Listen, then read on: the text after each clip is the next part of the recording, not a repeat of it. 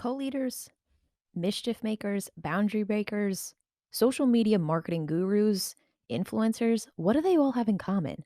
They understand the human psyche, what people like, what they are attracted to, and they tap into that to be able to gain followers, whether for great reasons or not so great reasons. This week on the Try and Stop Me podcast, I sit down with Michael Schein, the brilliant writer. He is the founder and CEO of Microframe Media, where they take consultants and turn them into industry-based thought leaders, almost like celebrities within their own industries. Like I said, not only is Mike the founder and CEO of Microframe, he is also an incredible writer. Some of his pieces can be found in Forbes, Psychology Today, The Huffington Post, and so many other places. But today, what we do is we're sitting down to discuss his newest venture. He has just released his incredible book called The Hype Handbook. Mike has always been interested in humans, what they do, how they think, how they then follow certain individuals. And that's what gets us to the cult leaders, the boundary breakers, the social media gurus, the influencers. He really wanted to get a better understanding of why is it that people attract to certain groups and become fans or change their own lives or do social good or social bad because of that following that they've created. So today we are discussing a little bit about Mike's interests, how he came up with the book, more details on the book. I am super excited for this conversation. This conversation, all in all, is just truly fascinating. It's just interesting. Mike is a just brilliant man to speak with. I do have to put a full disclosure in. This episode was recorded about a month and a half ago prior to everything going down in the United States. So everything that we are speaking about here, we had no knowledge about what was to come. And it's kind of interesting to hear Mike's perspective prior to something like this happening, to be able to understand how people, how humans can create hype and the effect that it does have on communities, on individuals. So let's dive into this conversation with Mike because I can't wait for you guys to hear everything that he's going to say and also really talking about the book. Let's get into it.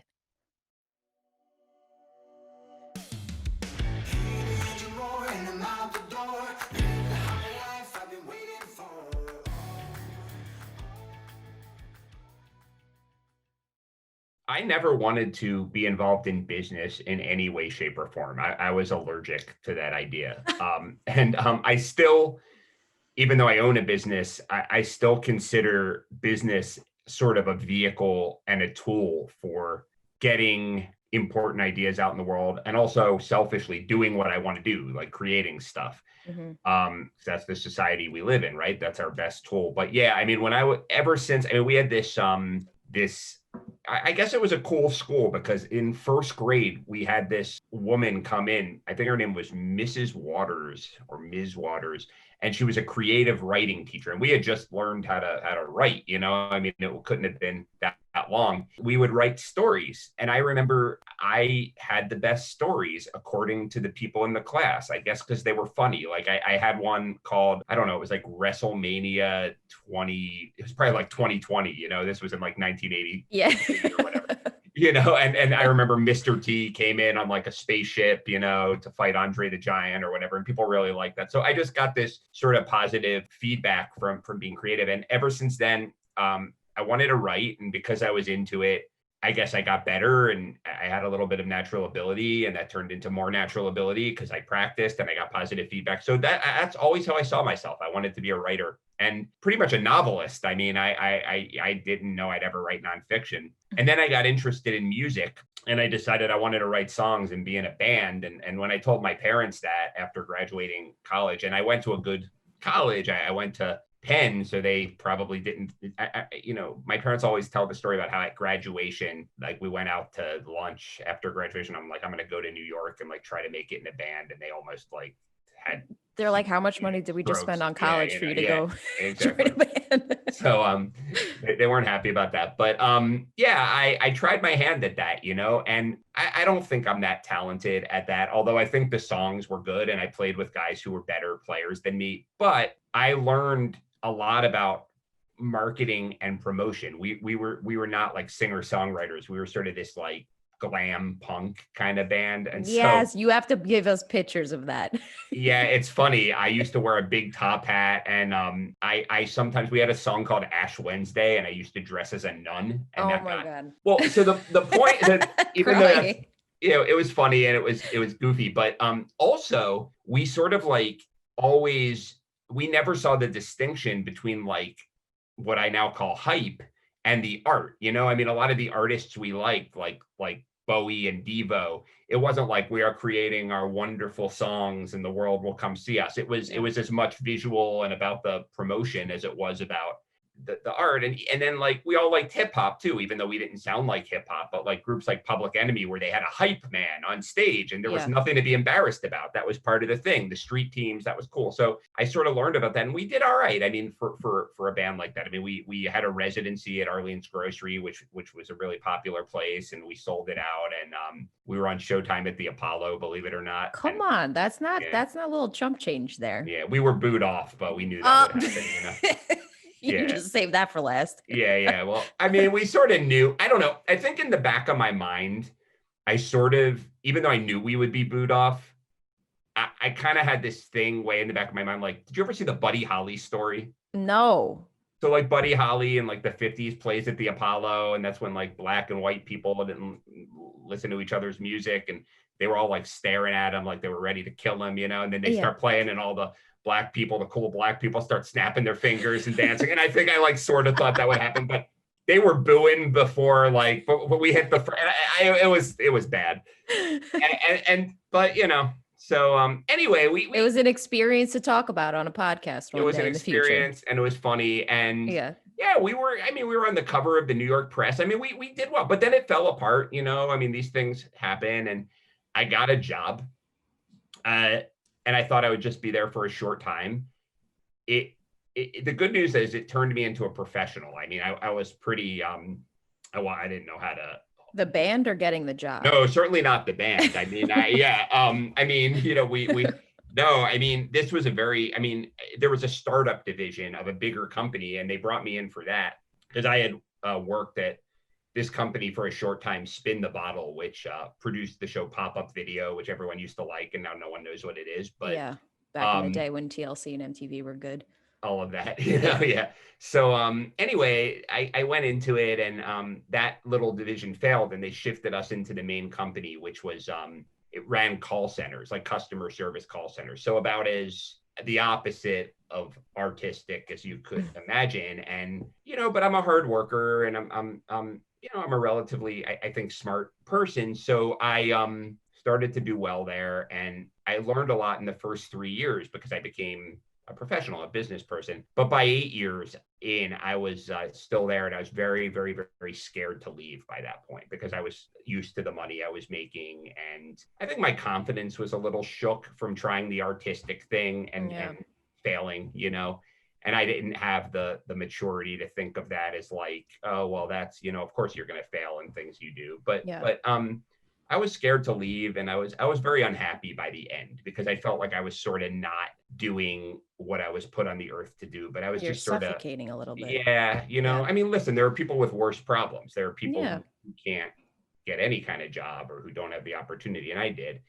But at a certain point, actually, when my daughter, who's now 10, was on the way, I had this like image of saying like I'm a vice president of solution development, and I didn't even know what that meant, and I was working like 6 days a week. And so I became a freelance writer. I left, I built up a little practice, but like doing because I saw an opportunity. I read an article that you could do white papers and make like a couple $1,000s a white paper, and I did that at work. And I was like, oh, if I do a white paper a week, that'll be great. I can make what I was making. So yeah, that didn't happen. I left my job and had no idea how to promote myself. So I had like a year's worth of savings. I had gotten some bonuses, and I didn't spend them, but I was burning through it, and really it was tough. And I mean, I had to learn how to market myself. So after reading every sales and marketing book and it not really helping me at all, I started to think back to like the band days and about what I was interested in, and how a lot of times the best marketers aren't really marketers. They're I don't know, the rock managers and hip hop managers, but also like cult leaders and propaganda artists. And I thought, so I said, like, is what they do like really awful? Because if it is, I'm not going to do it. Is it really immoral? Yeah. Or is it just that sometimes immoral people use it, but it's just what it is and you can use it ethically? So Mhm. I started to experiment with kind of that kind of like mischief and always trying to do it ethically. And I really mean that. That isn't me throwing that in there. Like, Yeah, I didn't leave the call center industry to go out and become like a con artist, the like that cult wasn't, leader, yeah, creator. right. That wasn't, but I don't know. Wait, so what interested Yeah, you about that? Like, who specifically were you like, wait a minute, these people have something, even if they were a cult leader, right? They created something to make all these people follow them. So who was the type of person that you were like, this is kind of interesting in how it takes off? yeah, it's a great question because I don't know where that interest comes from, except I have a few thoughts. I mean, I remember when I was in high school, I was at home one night and I was flipping around between this thing about the Grateful Dead, some documentary about the Grateful Dead, and a documentary about mega churches, Mm, like Pentecostal mega churches. And the Grateful Dead people were like waving their hands in the air and flopping around and swaying around. And then like I went over to the mega church thing and they were waving their hands in the air and flopping around and I was like, these are the two most different things ever. You've got like this sort of, if the Grateful Dead is a religion, it's about free love and do what you want and anti-religion, right? yeah, It's about, and then you have a church where women won't even show their ankles and they were behaving the right. exact same way. And I said, it just, I don't know, it got, maybe because of my interest in music, but, and I've had transcendent experiences at concerts, and I'm not religious. And I started thinking like, what is it about human beings in groups that like we think we're so rational, but we're so easily moved, and Hmm. I don't know. I just ever since that I think got really interested. And I remember there was a friend of mine. He told me when that Doors movie came out in high school, he read the biography of Jim Morrison, and he said that Jim Morrison. I don't even know if this is true. I've like tried to find this since then, but it resonated with me Disclosure. at the time. Yeah, but he told me that Jim Morrison knew how to put like five people in the crowd and do certain things, and he would cause a riot. And I used to think like, how does that happen? So I don't know. I guess, and even beside the music stuff, I've always been interested in religions. I've always been interested in like political propaganda. I don't know why. The humans, it sounds really like the human psyche behind it too, is like Yeah. not necessarily just the topic, but the how it affects humans or resonates with humans, and then what it makes That's them it. do. That's it. I mean, that's the through line. Like, what is it? It's almost like the stuff itself doesn't matter. You know Yeah. what I mean? Like, people will say things like, oh, all religion is terrible. We should have no religion. So then they create communism. But like, communism in the Soviet Union was a religion. You couldn't say and do certain things. There, Marx was the person instead of Jesus. I mean, so it's like the details don't matter. Humans Yeah. have this need to like behave in these ways. And that just became really, really interesting to me, I guess. Yeah, and I think more of the content was able to be seen because of like YouTube probably 10 years ago when they were starting to pump out everything on videos. Now, I mean, I scrolled across a YouTube clip and it was something about like, I don't know, forming a religion like for Satan. I was like, what am I watching? And why am I Really? still watching this? Like, why is this interesting? It's just like something's interesting when a group of Interesting. people go to a topic and they like the topic and then they go full force into that topic. So I think it's interesting what you're doing is just researching all these people and the way it works. Yeah, I mean, and at the time it came a little bit out of desperation too back then because like I was like, okay, like what is marketing really? Like everyone talks about it like it's this profession, like sales pages and funnels and this and that. And those are all tools, right? But like there have been quote unquote marketers since that word existed. I mean, there's this epic poem, the Aeneid, which is considered the greatest Latin work in all history. And that was written thousands of years ago. And it was literally commissioned by the first emperor of Rome after he Mm, dismantled the Republic to give legitimacy to his dictatorship, basically. so You know? interesting. So like that's Yeah. marketing, right? And it Yeah. worked. I mean, he became a hero. I mean, he was the great hero of Rome. I mean, but he was a dictator, I Yeah. mean, he overthrew a democracy, right? So like, and I just thought to myself, like, okay, can I think about the tools second and think about how do I mess around with tapping into those universal principles? So the first thing I did, which was scary, but it worked. I had gotten, this was like one of the things going for me. I had talked my way into a column at Inc. Magazine, the digital one. Yeah. So I had been watching Gary Vaynerchuk's stuff and I disagreed. While I think he's fantastic in terms of like how he markets himself and how he markets Wine Library TV, I thought the advice he was giving to hustle around the clock in social media was bad advice. But I was a nobody and he's famous in the field. And I wrote an article called Why Gary Vaynerchuk is Flat Out Wrong. Now, I wrote it for two reasons. One, I felt that way. But two, one of the principles I kept seeing with these hype artists, as I now call them, is that they always set themselves in opposition to something. Like the Rolling Stones' first manager saw the Beatles, and the Stones were actually less bad boys in real life than the Beatles. They were like middle class, and Really? the Beatles were, yeah, like Mick Jagger went to LSE, which is like Wharton, you know?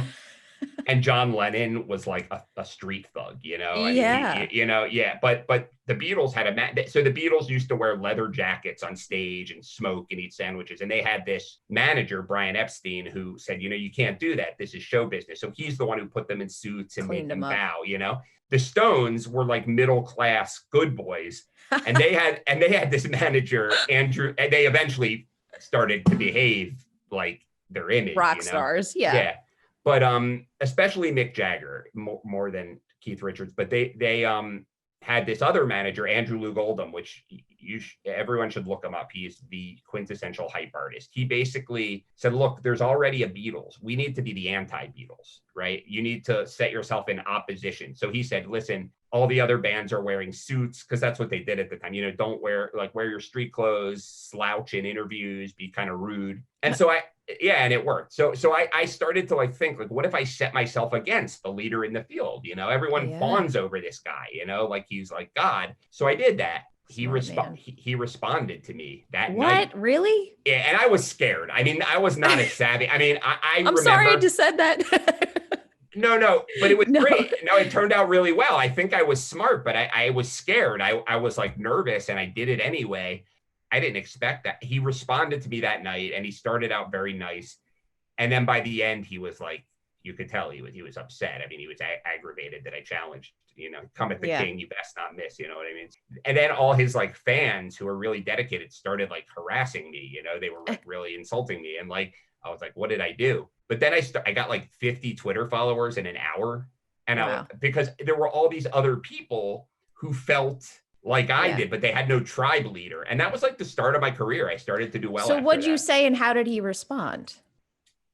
So I think this is important. I didn't troll him. And I think there's a difference between being contrarian and taking a stand and trolling. I didn't insult his personality. I didn't insult his looks. I didn't say he was an idiot. You didn't bring his family into it. I didn't bring his family into it. And I don't feel that way. I mean, I wouldn't have done it anyway, even if I felt that way. But I think he's fantastic. I think no one gets that successful without being awesome at what they do. Absolutely. Yeah. I picked a fight with one of his ideas that I fundamentally disagree with. So he used relentless work and hustle, mainly tweeting and being on social media and making videos to promote Wine Library TV, which was a business that sold wine online. And it was a great business.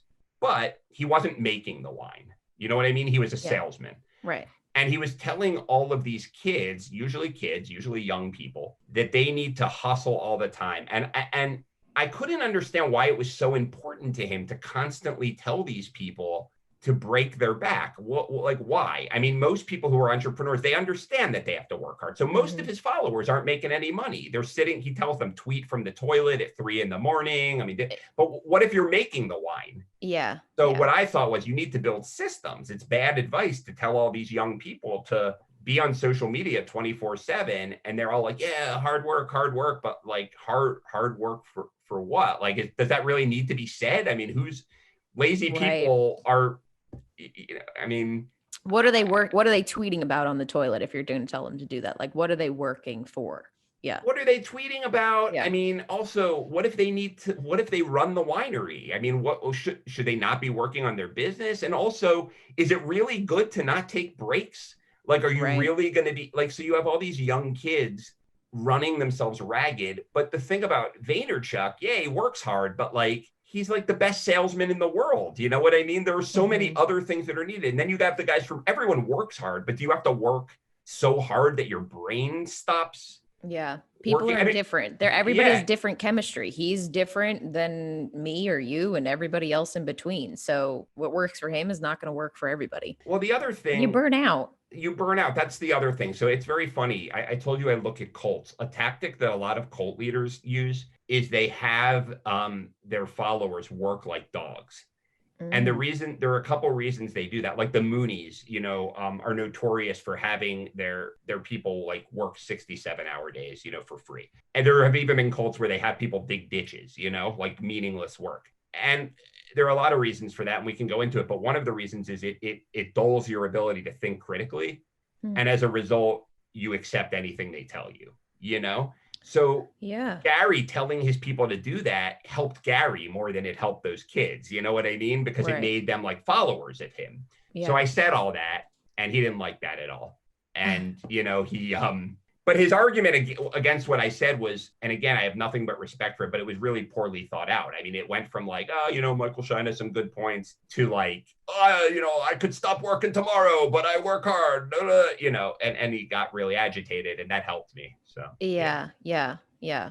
So when you were transitioning from the job into your own thing, talk about how scary that was because you were blown through money. What kind of really was the takeoff after that Gary V encounter? Was that like the pushing force of like, hey, I have something going here. I understand people now.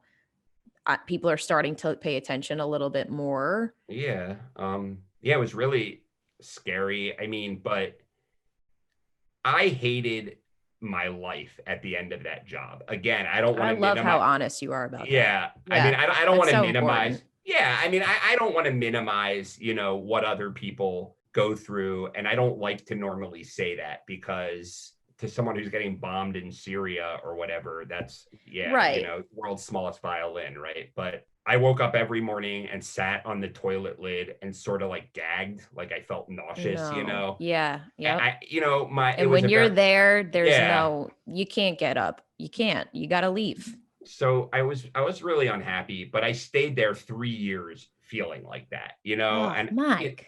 yeah, I did. I know because I didn't trust my ability to make it on my own. I grew up in a family where, not really my mom, but other people in my family where it was sort of, if you failed, it was like on you. You know what I mean? Like you, Yeah. you didn't, so I felt like it wasn't just like, you tried an experiment. It was like a self-worth thing, Yep.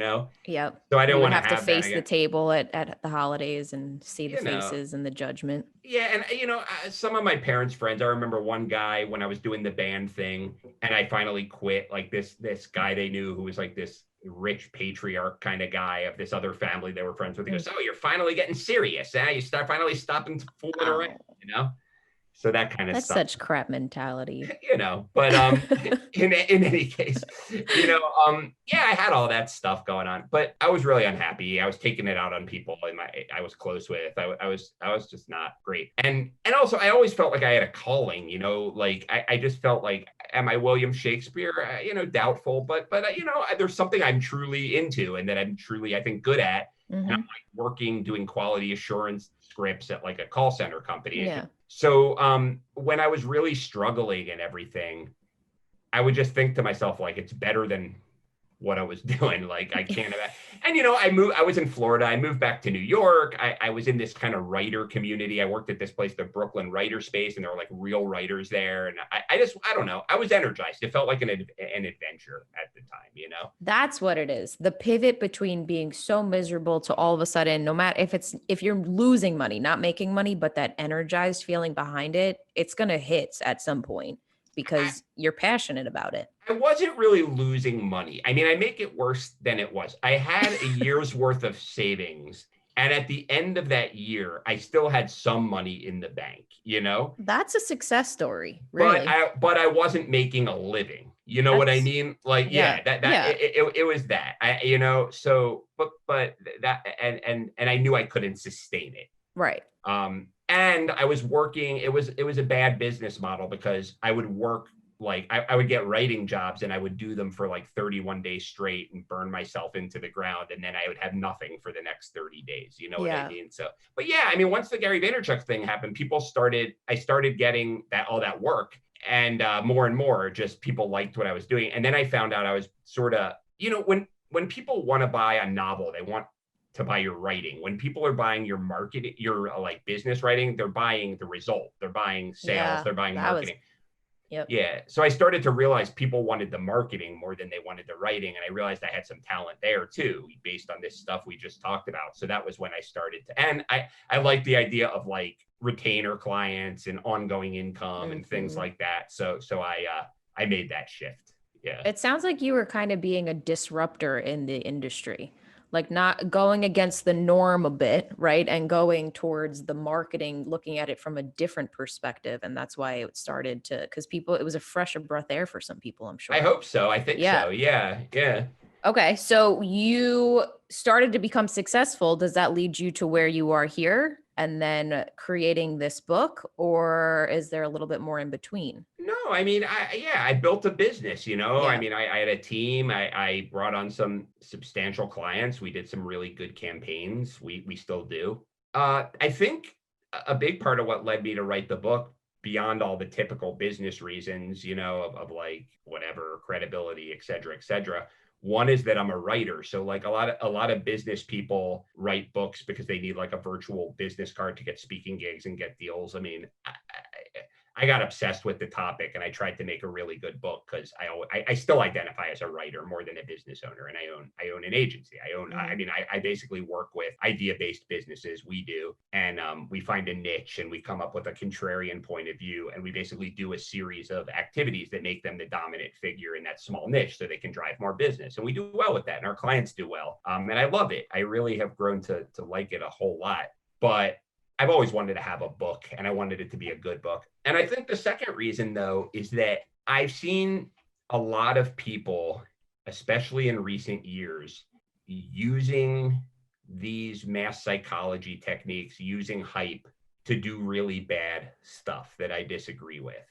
Hmm. And I feel that even though it's not immoral or moral, there's a certain kind of person who sees the world as it really is more than the well-meaning people, and they take to it more easily. And I was seeing what was going on. It was so clear to me, and I would see, I'm trying to be vague because we're not supposed to be political, but I Yeah. would see people get worked up into a frenzy, and I would see that they were being conned. Hmm. And I said, and then I would talk to my clients, some of whom were big companies, but some of whom were like making a living, but they had such good stuff and they were just like so reluctant to promote themselves in this way. And it just bugged me that like the people doing great work and great social causes and great products, it's so much more rare for those people to have these tools because A, they don't know what they are, and B, they have wrong conceptions. They no Yeah. one's made the case of why it's worth doing. So I wanted to make the case that you owe it to yourself to give yourself a shot as long as you're being moral by arming yourself this way, and then really reverse engineer all the tools. Like I'm going to look at all the people who ever did this stuff, drill down into the principles that work, and sort of show you how to do it, how to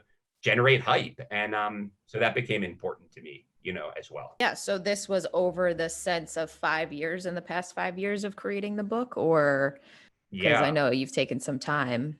No, it's funny. So I thought of the idea maybe about 5 years ago. The idea was percolating in my brain for a while. I think at first I actually wanted to do a podcast called Hype Men, like the hip hop term, where I profile different like hype artists. Yeah. And then it turned into a book idea. It's funny. I was on a business trip, and it was like one of the first Trump debates when everyone thought he was like a joke candidate and Hmm. couldn't win. And I have no idea what your political affiliations are. It almost doesn't matter. Doesn't matter. Yeah. Yeah. And this, it doesn't matter to this conversation either. But I was laying on top of like my bedspread and flipping through a book, and I read these weird books. So this book was called The Crowd. It's by this guy Gustave Le Bon. It was written in like 1895 by this guy who was a French guy who saw something called the Paris Commune, which was this revolutionary movement, burn Paris to the ground, even after it was clear that they had lost, like for no reason whatsoever. Hmm. They were like worked up into a frenzy. And he became obsessed with figuring out why they did what they did. So he became like the first crowd psychology person. And it was all about how do leaders influence crowds irrationally. So I'm sort of flipping through this book. It's a pretty short book. And I'm watching like one of the first Trump debates. And no one thought he would win. And I was like, this guy's going to win.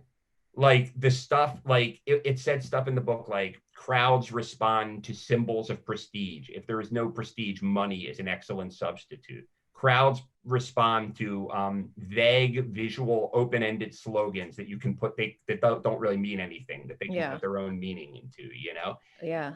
And he was like sitting there saying, "Make America great." And they'd ask him what he meant by that. Great, America must be great, and make America great, you know? Figure it out on your own. Yeah. Or like he wouldn't even say that. He would just like insert your America exactly here. Right. That's it. That's the implication. And so, and I came home. I remember having dinner with my friends and being like, "I think this guy could win," and they're like, 0% chance. I'm like, okay, you know. I mean, you're like, but this book tells me different. So I just got so interested, and I was like, I don't know. And then so anyway, I was like convinced this was the greatest book idea in the world. So I wrote, you know, for people who don't know, for nonfiction books, you don't write the whole book. You write a proposal, but the proposals are long. I mean, they're 60 pages. They're hard to do. In some ways, a proposal. So like back up on the proposal. Is that like the summary of the book so you can get it out and like sell it type to somebody? Yeah, but it's more than that. It's a whole. So if you write a novel, like a fiction book, people want to see the book because it's about your writing. Mm-hmm. If you write a nonfiction book, you sell a book on the basis of a proposal. And I didn't know this like 10 years ago, you know? Who does if you don't do it, right? Yeah, which is why all these people writing business books should not write the whole book if they want to get it published, you know, and they do, you know? So basically you write, it's more than, it's a summary, it's an extensive outline, which has like 1 or 2 paragraphs a chapter. You write a chapter or 2 to show that you can write and what your voice is. You write a marketing plan. You write an in-depth bio. They're hard. Like I found it in some ways harder than writing the book. Not as long, but it's like a sales document meets parts of the book, you know, and they're long, as I've said about 5 times for some reason. So yeah. Because it must have been long. It was long. So I wrote this thing and I sent it to like a bunch of literary agents and I got one. And he was a really top literary agent. And I was like counting the advance money. I was like so pleased, you know? And he was that's like the kiss of death too. I know. You count it before it happens. Yeah, like Kenny Rogers, right? You gotta know when to hold. Never count your money when you're sitting at the table. Yeah. So I was doing that. Anyway, the guy was fine, but not, you know, I mean, he just sort of sent it to a bunch of people after we revised the thing. They said no. And mind you, they get 15%. And he was like, sorry, I can't sell it. And it was like 17 people that he sent it to. And a few of them were like, I really like this writing style, but it doesn't fit in our thing, in our roster. I really like this, but I tried to sell it to the sales team and you know, not, you know, so that was disappointing. And I guess the way most of these agents work, some are really good and some just sort of have a Rolodex and they send it to who they send it to, right? And they hope one sticks. Right. So I was like, all right. So, and this agent had me like sort of make the book a little more intellectual. I think he kind of thought of himself as like an in-house editor. And I know that because he said that. And he had me going down this very like, I don't know, it was almost like, and I went with it, but it was like not concrete by the time it was done. By the time he was done with it, you had lost you inside of it, right? Well, no, I hadn't lost me because I'm sort of a heady guy, but I knew deep down that what it should be is tactical. In fact, I went with it because it was fun. I would love to write this big intellectual book, you know, but I ignored my sales instincts. And when everybody came back with their comments, I'm telling you, like 7 out of the 17 people said, I like this book, but doesn't have enough how-tos. So that irritated me. But, you know, I'm a big boy. I went along with it. Mm-hmm. So then I was like, you know what? I'm going to rewrite this proposal back the way I wanted to do it, how-tos, et cetera, et cetera. So I went out, I cut ties with the first agent, found another agent who was an even bigger agent and had even bigger books and really liked the thing.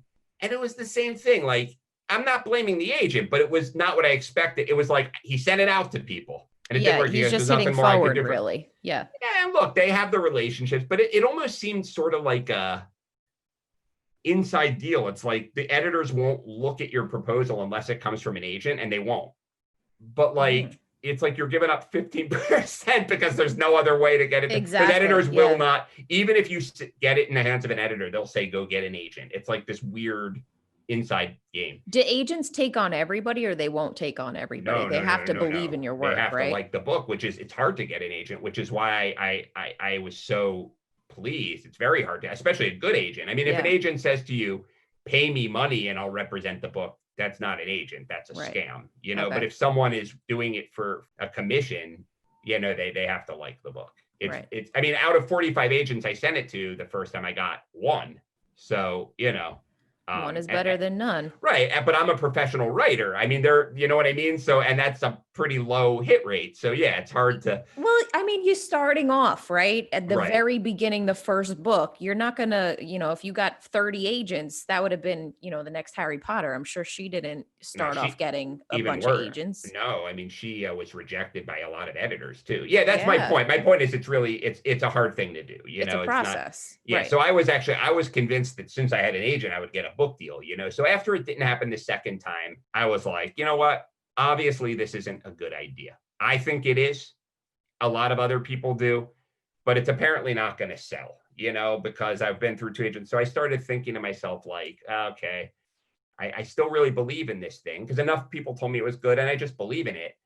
Can I make it into products? Can I make it into courses? So I was like thinking about it. So then around the same time, I got, this is a whole other story, but I got a call from these two guys who are now friends of mine, Sebin and Zayu, who are Chinese, who moved to the United States when they were 12 and 14, met in college, started a business selling information courses to Chinese entrepreneurs, and now like travel around the world and make a lot of money and have this awesome business. So they wanted me to write about them in Forbes. They pitched me because I wrote for Forbes and I liked their idea. So I did. So they met me in New York and we hit it off. So I wrote about them in Forbes and they're like, you got to come to China. We'll pay for everything to speak. And I'm like thinking to myself, okay, these guys seem cool, but for all I know, there's going to be like a white van, you know, that picks me up. And they're going to like make me like speak on behalf of the People's Republic of China. You know, I don't know, you know.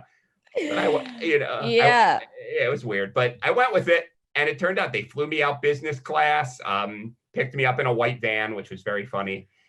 But You were like, I knew this was happening. yeah, exactly. But the white van drove me to the St. Regis, and I spoke, and it was crazy. It was a really big crowd. I was on TV. People were taking their picture with me. But the reason I bring this up is I went home, and Sebin and Zayu and I thought of bringing other Americans to China since I got such a good reaction. So I set up meetings with people I know, not about the book. And one of them was this woman, Heidi Krupp, who's a successful PR person who we get along well. And she's pitched me on a bunch of ideas. So she invited me to the Palm and we're sitting there and I told her about the China thing. She said, oh, cool. And she said, what else are you working on? I said, well, I might do this coursework thing about the hype idea. And she said, you should make a book out of that. And I said, well, funny you should mention that because I tried. And she goes, I could sell that. And I'm like, do you sell books? She's like, well, I just started a literary agency since so many of my clients are authors. She goes, I could sell that for you. And she sold it in 2 weeks to Oh McGraw my Hill. God. Yeah. So it was like 5 years and 2 weeks with a decent advance and everything. I mean, it was like a real deal. So Oh, yeah. that's incredible. Yeah. So It that was, shows that you don't give up though, and you don't stop talking about what you actually want to do. no, I did give up though. I mean, if I mean, I was going to do something with that thing, but I figured like, the book wasn't going to happen and I didn't want to self-publish, you know? So I was You thinking might of have my gave next up, but your idea. subconscious was still talking about it for it to come out of your mouth when she was there and No, say, I this is wasn't my. giving up on the hype thing. I Oh, was okay. looking for that. I said I was going to make workshops and courses. I Yeah. really believed in the idea. I just didn't know that there was a publisher because it had been through 2 top literary agencies and sent to all the big houses. I thought, Right. in fact, it was sent to it was sent to McGraw Hill and it didn't, you know, come And then back. it landed. Yeah, you know, the thing about Heidi is, I mean, she's a pusher. You know what I mean? I mean, she was an agent. I mean, she went out there and she didn't just send it through email. She was hungry for her own business too, right? So she was Yeah, pushing. she did what an agent does. I mean, Yeah. should do. She represented me. You Yeah. know, I mean, she fought for it. Absolutely. Yeah. Good. That's incredible. So So tell she's us great. more about a little bit more about the details of the book. I know it's coming out, but just little sneak peeks for people don't want to run out and get it when it is available. Yeah, thank you. It's basically I looked at countless self-promoters of various stripes, from the really nefarious characters like cult leaders and propagandists to Richard Branson and Martin Luther King to rock managers to whatever. And I wanted to see, are there principles that I could distill from all of these diverse characters that anyone with enough hard work could apply, just regardless of their temperament or what kind of person they are. And I found that there very much are. And I also only really use tactics that I or people I know have tested in the field. So like I looked at a lot of stuff theoretically, but because I have an agency, I was able to try a lot of them. And then I know other people who are marketers, so they used certain versions. And so, yeah, I mean, the book is I don't even call them chapters. They're called hype strategies, Oh, introduction that's and cool. epilogue, and then it's 12 hype strategies. And it basically, and some of them are make war, not love, that whole idea of picking fights. One is theatricality, and it tells you don't have to be big and over the top to tap into people's desire for drama. Even, for example, real estate agents use staging, you know what I Yeah. mean? And no one thinks of that as over the top, but there's other things too. There's one called Make It Scientific, how you can take simple concepts and wrap them in like lingo and scientific language to make people think that they're more, more, I don't want to say believable because it's not about lying, but like I use the example of Simon Sinek. He has start with why, which is a really basic idea if you think about it. It's basically like love what you do. Right. Not exactly, but whatever. But he Find a talks about, purpose. Yeah. yeah, but he talks about the cortisol and the hormones and the dendrites and the neurology. And the guy is an advertising executive. I mean, he's not a scientist Yeah. or a neurologist, right? So as a result, so there's just those kind of things. And the idea is that if you use them all and you really master them, even people who find it challenging to promote themselves can really drive a lot of attention around their ideas and around their good ideas. So yeah, it's McGraw Hill. It's coming out January 12th. And I mean, there's always a gap between when something's recorded and when it comes out. I don't know how many bookstores will be open then, but certainly I love supporting bookstores. But it's also available at Barnes and Noble online, Amazon online, all the typical places. Yeah. Well, we'll all definitely run to go get it. So how much Yeah. of like this driving down and writing this book has actually helped you in life and your own business? Has it helped you narrow down and zone in on certain things? Cause now you, Yeah. No, it has. I mean, a lot, because I kept researching this stuff and I was running my business at the same time. So whenever I'd have a good idea, I'd already try. I mean, to give you an example, I need to sometimes try to book clients on podcasts to Mhm. get them, because that's a really good way to get attention for them. So there's a concept that I call piggybacking, or creating a secret society, where you should always make something seem like it's happening on a grassroots level, but under the surface, you should have a few key figures who can pull strings for you. So I read that idea and how certain people did that. There's this guy named Edward Bernays, who was called the father of PR, who did all kinds of crazy stuff like getting women to smoke and getting Americans to eat bacon for breakfast and all kinds of crazy things. But no one knew who he was, and he was extremely influential because he had like this key individuals, and he would pull a few strings and this like movement would happen. So I started to do that. I would build relationships with people who didn't have one podcast, but who knew every podcaster there was. And I Yeah. would foster relationships with them so that when it was time to do that, I would get them to make it happen for me. So Yeah. that's just one example, I mean, it's smart. It's definitely very smart. Did you have like a favorite person that you researched, or a favorite cult leader? Yeah. I really like Charles I Manson. know. He's I my was guy. Yeah. like, Yeah. I like the guy who who made was like people drink really poison interesting? Kool-Aid. Yeah. Yeah. Yeah. Because they can be interesting, They're all right? We don't watch interesting. these Yeah. documentaries about murder They're all mysteries for interesting. nothing, No, right? they're fascinating. Gosh, I mean, it depends from what perspective you're coming from, right? Right. Like, I mean, Andrew Lug Oldham, that the Stones manager, I find really interesting. And I eventually got to meet him, which was That's awesome. cool. So that was cool. But he's just the coolest guy on the planet, just in terms of like pure coolness. You know what I mean? But then this guy, Edward Bernays, who is responsible, like literally, this guy used to call so he wrote a book called Propaganda. And then after the wars, people said that was a bad term. And so he renamed it public relations. Like he coined that term. So that, Oh, so yeah. this guy women did not smoke. I mean, they smoked, but they barely smoked because it was considered extremely uncouth, like 100 something Yeah. years ago, like Yeah. really rude and crude. And so he saw this. So on behalf of Lucky Strike cigarettes, he created a spontaneous march of suffragettes, feminists of the time trying to get the Hmm. vote. And he called it the Light Up for Liberty, to show that they were not going to listen to what men said, and they lit up their cigarettes. So Wow. all these people started to copy that because it was the 20s and the Oh, women said, yeah. so soon every woman started smoking. The other thing he did, he had people think of eggs and bacon as, I was in China and I said, what do you guys think of as the quintessential American breakfast, Yeah. and they was translated and they said eggs and bacon. Uh, yeah. And I said, well, Dr. Seuss. exactly. But before the 20s, Americans did not eat that for breakfast. That was not the Really? thing. Wow. Farmers would eat big breakfast, but It wasn't the staple no, breakfast. it Yeah. was not at all. And he had Beechnut as a client who produced a lot of pork products. So he had this doctor that he was really close to who had a lot of sway. This was this principal who wrote a letter to 5,000 physicians saying that bacon is the perfect breakfast food because it replaces the energy that you lose during sleep, like the healthiest breakfast food. So they started, so they started telling all of their patients to eat bacon. Wow. Like That's this stuff. So this stuff, like, it's so interesting because like you're like literally being the unseen forces that I found out about are bamboozled. it's nuts. The perfect book name that he did have was The Propaganda, but they made him change it. But that's really like marketing is at the end of the day pushing what they really want to sell. He believed in propaganda. The book Yeah. is still called Propaganda, and then he later had other ones that changed it, but that book is still out.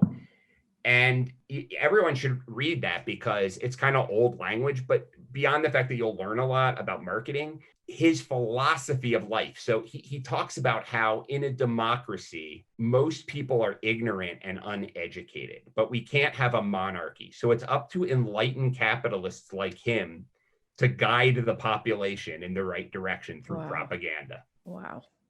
And this guy Wow. actually was, yeah, and he was one of the people who was on the committee, the Creel Committee, which, World War I was not a clear-cut thing. Like World War II, we should have been in and everything, but World War I, I mean, most people don't even know why we fought that war, and most people Right. were against it.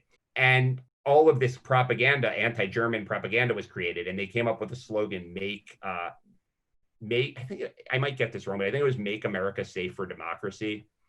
And he was on the team that created that. And then when the war was over, he applied that stuff to the commercial sector. Oh, and he was Sigmund Freud's nephew. So yes, he's my most Oh. interesting hype artist. Yeah, Yeah, because it sounds like, I mean, they knew something years ago that we would all, I mean, humans never change really. they don't. And they don't. We just evolve with technology, but at the end of the day, our brains are still the same chemistry.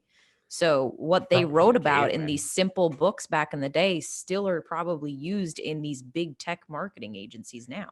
These books are so much better than the vast majority of these Hmm. marketing books that tell you how to use landing pages and this and that. I Yeah, mean, and what social media to what push social out on what media, time. use Yeah. Google Plus and whatever that is dead now.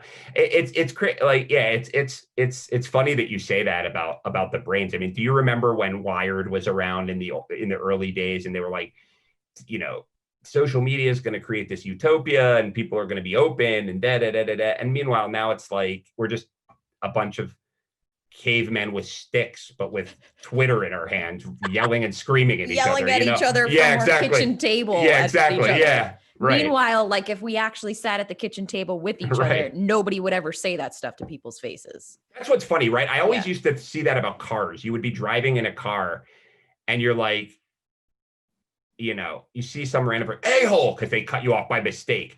And just because you have the glass in front of your face, and you would never, if someone bumped into you in the supermarket, you'd be like, oh, sorry, man. Right. And now it's Yeah, like you that wouldn't flip times them a off for billion. grabbing the You milk, flip them okay? off, or someone cuts in front of you to grab the milk because they didn't see you by mistake, because it's always a mistake. You're Yeah. like, excuse me. Oh, sorry. Oh, oops. Yeah. And then in a car, you're ready to kill someone. And now it's like we're in our car 24/7 screaming at people. No, and online Yeah. screaming at each other and Right. That's what I inserting mean. yourself into Yeah. people's own lives. And you're like, all right, everybody just Take a step take a back. deep breath, man, you know, yeah. Ugh. Yeah. Well, I Anyway, mean, so Mike, you and I could sit here and talk all day because I really could talk to you all day with it's how been interesting great. it all is. You're a very Yeah. good interviewer, I gotta tell you. You Thank ask good you. questions. Yeah. Thank you. It's a lot of fun to speak with you. So I'm excited for the book. Tell everybody the name of the book. Like you said, we can get it on, you said Barnes and Nobles. Yeah, barnesandnoble.com, of course, amazon.com, any of those, big providers. And you know what I'm going to do? I always forget the order of the subtitle of my own book because it's so long, kind of on purpose. That's why I was like, you tell us the Yeah, name I'm of going to it. do that right now. Hold on, I'm going to pull it up. This is embarrassing. Okay, so the Hype Handbook, I know. It's by Michael F. Schein. I put the middle initial in there because there's another Michael Schein who writes books.